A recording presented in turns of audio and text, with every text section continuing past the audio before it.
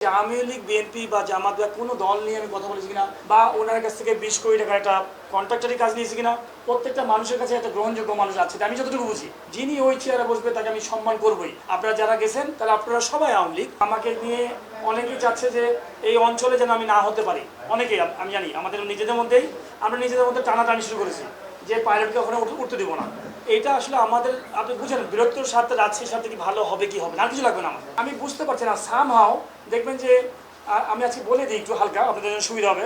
আপনি দেখবেন যে ফেসবুকে দেখবেন যে কিছু ভাইরাল হচ্ছে, কিছু ছেলেপেলে অনেকে লিখছে যে আমরা মেয়র মহোদয়ের লোক বা আমরা আওয়ামী লীগ করি। আপনারা সাংবাদিক ভাইরা এখানে আছেন, আপনারা বলেন তো যে আমি খালেদ মাসুদ পাইলট, ন্যাশনাল টিমের ক্যাপ্টেন, রাজশাহীতে বাসা। আমি যদি এখানে বিভাগীয় commissioner, police commissioner, DIG, mayor মহোদয় ইনাদের সাথে যদি রিলেশন বিল্ড আপ না করি বা সম্পর্ক যদি ভালো না করি এবং আমার কাছেও তারা সম্মানটা চাই, তাদের কাছেও আমি সম্মান চাই, নাহলে আমি স্পোর্টস ডেভেলপ করতে পারবো না, নাহলে আমার কোনোদিন সম্ভব না। আমি যদি একটা চেয়ারকে যদি অসম্মান করি, সাপোজ ধরেন কোনো একটা চেয়ার, মেয়র মহোদয়ের চেয়ার অথবা ডিআইজি চেয়ার, আপনি বলেন তো ওই সাপোর্টটা কি আপনি পাবেন স্থানীয়ভাবে? আপনি একজন সাংবাদিক ওনার এগেন্সটে লিখেন, আপনাকে সব কথা বলবে না, সব কিছু শেয়ার করবে না।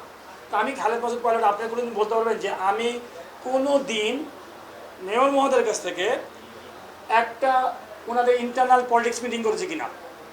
ওনাদের পাশে তো অনেকেই লোক থাকে, বিভিন্ন ধরনের মানুষ, অ্যাটলিস্ট বলতে পারবে যে আওয়ামী লীগ বিএনপি বা জামাত বা কোনো দল নিয়ে আমি কথা বলেছি কিনা, কোনো মিছিল করেছি কিনা, কোনো দলের মিটিং করেছি কিনা বা ওনার কাছ থেকে 20 কোটি টাকা একটা কন্ট্রাক্টরি কাজ নিয়েছি কিনা।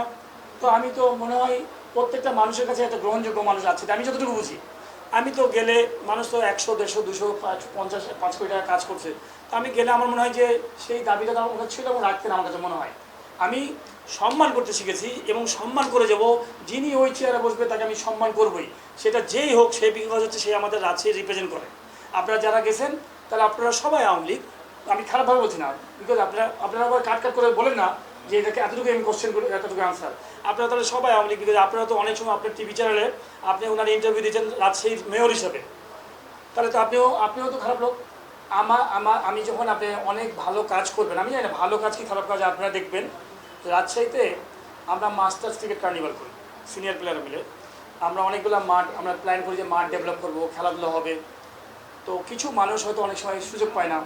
একটা মাঠে ফুটবল খেলা নিয়ে আমার সাথে এই প্রবলেম, যে ছেলেটা ফেসবুকে দিচ্ছেন, তো ইন্টারনাল বলতে পেরেছি, ওই মাঠে বুট পরে আমরা কেউই খেলি না, ওখানে কেটস পরে খেলি বাচ্চারা ফিল্ডিং করার জন্য, শুধুমাত্র মাঠটাকে একদম দেখবেন যে একদম সিল্কি করা, যেন বল টল না হয়। আমরা ফুটবল খেললেও কেটস পরে খেলি, বুট পরে খেলি না।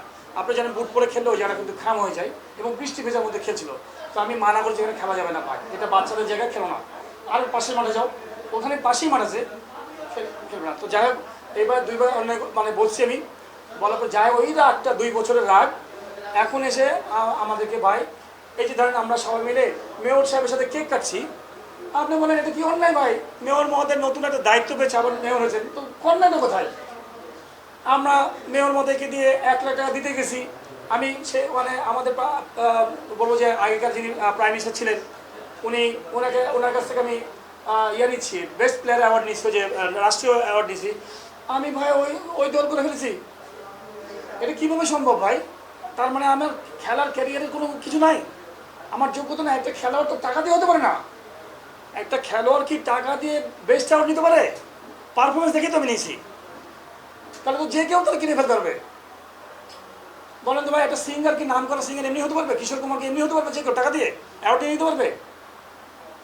তো আমি আমার ওই অ্যাওয়ার্ডের ছবি দিয়ে ভাইরাল করছে যে শেখ হাসিনা থাকা অবস্থা দিয়েছে। আরে ভাই, আমি তাহলে গোটা বাংলাদেশে প্রথম আলোতে আমি পেয়েছি বেস্ট প্লেয়ার অ্যাওয়ার্ড, যেটা সর্বস্তরে মানে ক্রিকেট, ফুটবল, হকি সব কিছু সমন্বয়ে আমি বেস্ট প্লেয়ার অ্যাওয়ার্ড পেয়েছি। তারপরে প্রথম আলো ঠিক নীতিনের কথা বলি যে আমি প্রথমে বিভিন্ন ইন্টারভিউতে বলেছি যে আমি ক্রিকেট বোর্ডে গেলে আমি কিন্তু তদন্ত করব, আমি এই পুরো ডিটেলস বলে দিয়েছি, তদন্ত করব।